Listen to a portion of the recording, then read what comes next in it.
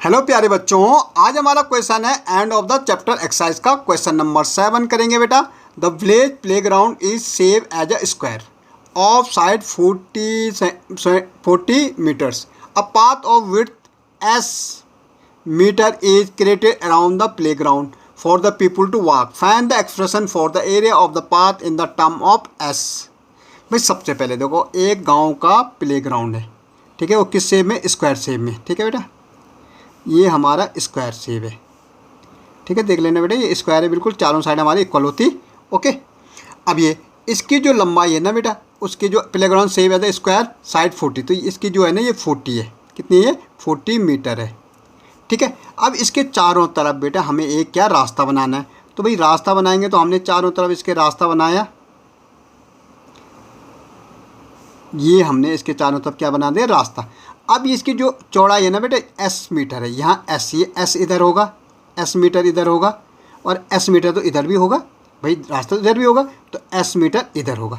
अब देखो हमारे पास दो क्या बन रहे? स्क्वायर बन रहे। एक हमारे स्क्वायर ए बी सी और डी है, एक हम लेंगे पी क्यू आर और एस। देखो प्लेग्राउंड हमारा क्या है? P Q R S. उसके बाहर हमने रास्ता बनाया, ये रास्ता है। अब ये हमारा रास्ता है बेटा, ये अब हमें रास्ता हमने बना दिया। अब कह रहा है around the playground for the people of find the expression for the area of the path in the term of S. हमें तो एरिया, भाई सबसे पहले देखो area, area of playground, area of playground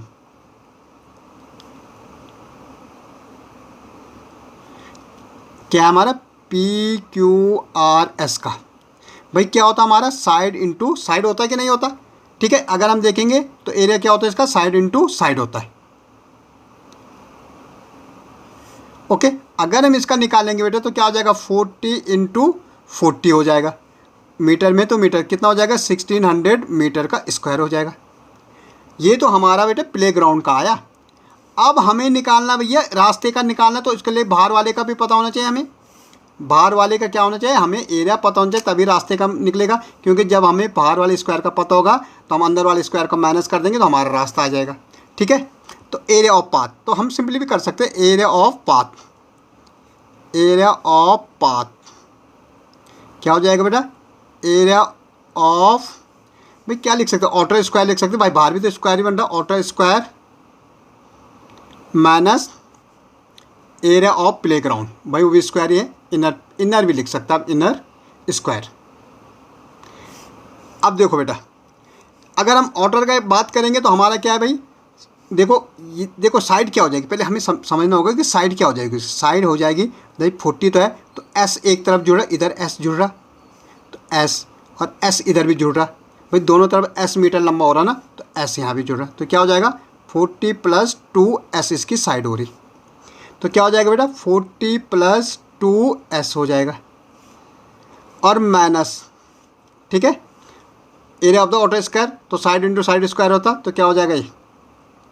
ये हो जाएगा। हमें क्या निकालना? The area of the path in the term of S, और ये हमारा एरिया ऑफ द कितना हो जाएगा भाई? इसका तो हमने निकाल ही रखा 1600 मीटर स्क्वायर।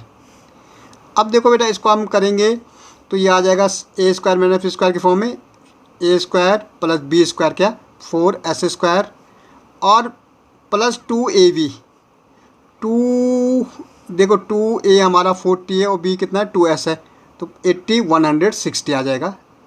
ओके एस, और माइनस 1600 मीटर।